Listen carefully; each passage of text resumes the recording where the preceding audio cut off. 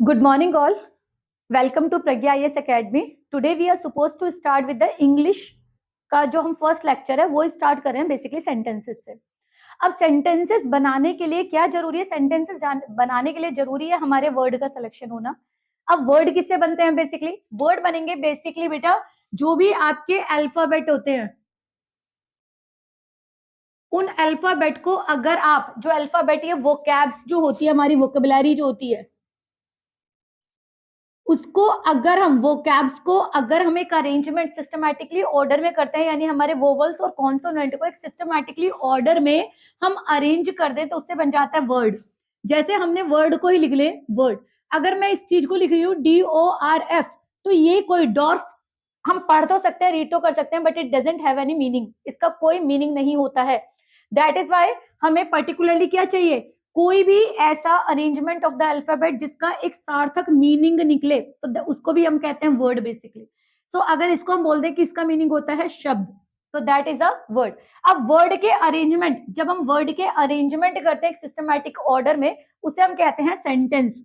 Word का order एक systematically sentence के अंदर, तो उसे हम बोलेंगे सेंटेंसेस। अब सेंटेंसेस के लिए रूल क्या होता है? सेंटेंसेस का एक बेसिक रूल होता है, सबसे पहले उस काम को करने वाला एक सब्जेक्ट। नेक्स्ट आ जाता है आपका, अगर हेल्पिंग वर्ब की रिक्वायरमेंट हो, हेल्पिंग वर्ब को कुछ अगर आज की डेट में बोलेंगे तो इसे ऑक्सिलरी वर्ब भी बोला जाता है, ऑक्सिलरी वर्ब या हेल्पिंग वर्ब एक ही बात है। नेक्स्ट हम बात करेंगे वर्ब एंड प्लस आ जाएगा object. This is the basic formula of the making a sentence. अब जब हम सेंटेंस बना रहे हैं तो सेंटेंस को किसके आधार पर बनाते हैं? सेंटेंस का जो बेस होता है उसको हम कहते हैं टेंस बेसिकली। क्योंकि कोई भी सेंटेंस जब हम बना रहे हैं तो सेंटेंस तभी सेंटेंस होगा जब एक सिस्टमैटिकली ऑर्डर में हो और उसका एक पर्टिकुलरली मीनिंग निकले बेसिकली। उसके बाद हम कह रहे हैं टेंसेस। टेंसेस क्या होते हैं? टेंसेस तीन तरह के होते हैं बेसिकली। ये हो जाएगा प्रेजेंट टेंस, नेक्स्ट आ जाएगा पास्ट टेंस एंड थर्ड आ जाएगा फ्यूचर टेंस। यानी कोई भी टेंस जो होगा, या तो कोई भी एक्टिविटी प्रेजेंट में की गई है, any activity which is doing in the present या करंट टाइम में हो रही है, कोई एक्टिविटी जो फ्यूचर पास्ट में हो चुकी है यानी कि पहले हम कर चुके हैं उसे, और थर्ड हो जाता है फ्यूचर। जैसे I am writing a letter, मैं लेटर लिख रही हूँ। I was writing a letter, मैं एक लेटर लिख रही थी। और I will be writing a letter, मैं एक राइटिंग लेटर लिख रही हूंगी। तो that is these are basically the difference. Present होता है जो कि करंट को दिखाता है, करंट एक्टिविटी को दिखाता है। पास्ट का मतलब होता है लास्ट एक्टिविटी को दिखाता है, और फ्यूचर का मतलब होता है जो होने वाली है, कमिंग एक्टिविटीज को दिखाता है, जो होने वाली है।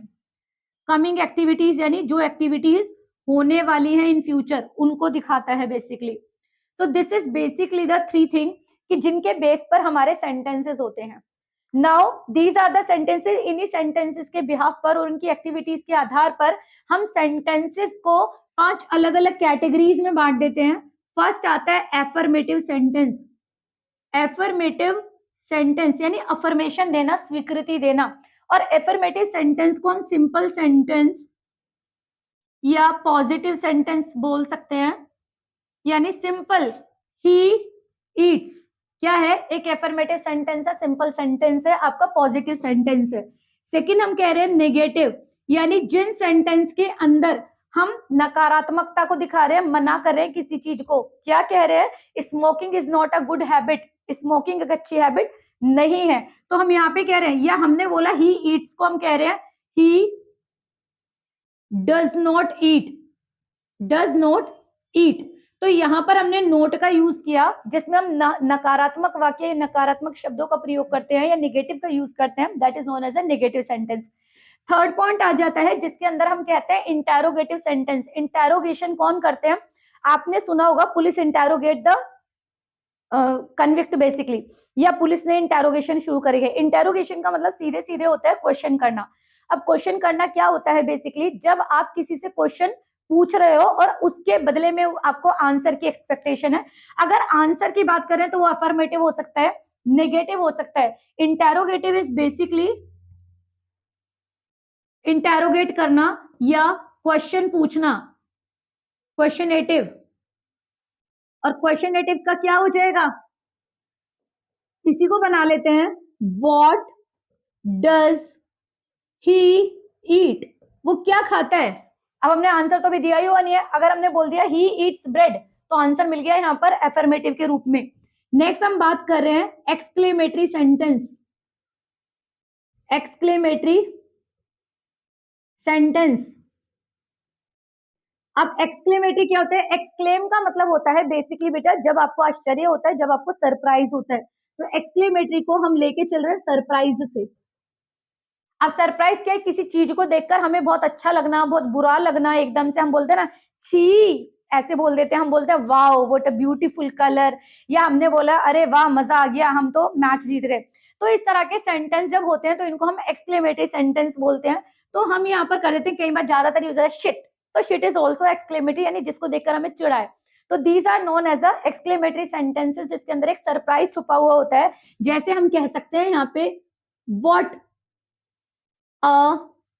हुर्रा करेंगे हम, hurrah we won the match, hurrah we won the match. अब हुर्रा यहाँ पर वर्ड जो है वो एक्सक्लेमेटरी वर्ड है, और एक्सक्लेमेटरी वर्ड के साथ हमेशा एक्सक्लेमेटरी साइन आता है। लास्ट सेंटेंस आज का जो हम कर रहे हैं वो कर रहे हैं इंपैरेटिव सेंटेंस। इंपैरेटिव सेंटेंस होते क्या है, इंपैरेटिव सेंटेंस होते हैं जिनको हम बोल सकते हैं आज्ञा सूचक, या यहाँ पर हम बोलेंगे कि हम परमिशन दे रहे हैं, हम रिक्वेस्ट कर रहे हैं, या हम ब्लेसिंग्स दे रहे हैं। जब किसी चीज को ऑर्डर दिया जाए गो देयर, जब किसी चीज से रिक्वेस्ट किया जाए प्लीज कम हियर, अगर किसी चीज को ब्लेस किया जाए ब्लेसिंग्स हो, तो ब्लेस का मतलब होता है जैसे मे गॉड ब्लेस यू। तो इस तरह के जो सेंटेंस होते हैं हम इनको इंपैरेटिव सेंटेंस बोलते हैं, क्योंकि इंपैरेटिव सेंटेंस जो होते हैं वो प्रभावात्मक सेंटेंस होते हैं, दैट आप किसी को एक आज्ञा दे रहे हो, आप उस चीज को एक रिक्वेस्ट कर रहे हो, दैट कैन, अगर हम बोल रहे हैं कैन यू हेल्प मी, तो can you help me will not come in a imperative sentence, क्योंकि वो हेल्प तो करो आप, इसमें रिक्वेस्ट तो करो, लेकिन उसके अंदर आप एक प्रॉपर आप फॉर्मूला रूल यूज कर रहे हो। जबकि इंपैरेटिव सेंटेंस के अंदर हम बोल रहे हैं गॉड ब्लेस यू, हम बोल रहे हैं ऑर्डर कर रहे हैं go there come here, and या आप उस तरह की चीजों को यूटिलाइज करो जिसके अंदर बेसिकली एक कंट्रोल करने का एक भाव होता है बेसिकली।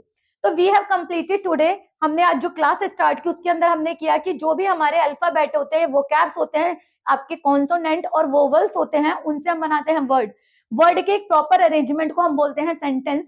सेंटेंस के लिए इन वर्ड्स का एक प्रॉपर अरेंजमेंट जरूर होता है, जिसके लिए इसका रूल होता है बेसिकली। तो रूल कहता है कि सब्जेक्ट होना चाहिए, हेल्पिंग वर्ब अगर रिक्वायरमेंट है तो वो, या ऑक्सिलरी वर्ब होनी चाहिए, और ऑब्जेक्ट होना चाहिए। इसके अलावा हमने किया कि इन्हीं सेंटेंसेस को बनाने के लिए रूल लागू होता है कि there should be the tenses. Tenses यानी कि कोई भी काम जो हमारा पास्ट में हुआ है, करंट में हो रहा है, या फ्यूचर में हो रहा है, हम उनकी बात करें तो प्रेजेंट टेंस होता है, पास्ट टेंस होता है, फ्यूचर टेंस होता है। इनके बिहाफ पर आपके जितने सेंटेंसेस होते हैं, ये आपकी यूजेबिलिटी के आधार पर आप सेंटेंस को यूज करते हो। पॉजिटिव सेंटेंस जिसे हम एफर्मेटिव सेंटेंस बोलते हैं, सिंपल सेंटेंसेस होते हैं। आपके नेगेटिव वर्ड जिसमें नकारात्मकता होती है, जिसमें नॉट का यूज होता है। Interrogative sentences are those sentences in which we are using the questionative word basically when there is a question. Next is exclamatory sentences are those sentences which create or which shows basically the surprise. Next is imperative sentences के अंदर हम बात करते हैं कि जहां पर आप किसी से रिक्वेस्ट कर रहे हो, ऑर्डर कर रहे हो, या ब्लेसिंग्स कर रहे हो, तो these are basically the imperative sentence. So that's all for the today's class. I hope आपको समझ में आया होगा। एंड अगर कोई भी चीज इसमें डाउट होती है तो आप नीचे कमेंट सेक्शन में लिख सकते हैं, और आगे हमारी बहुत सारी वीडियो आने वाली है, पूरी ग्रामर के लेसन्स के ऊपर है, तो you can continue with that. Like next जो वीडियो हमारी आने वाली है वो सेंटेंस को ही आगे हम कंटिन्यू करेंगे। Thank you so much all, good bye.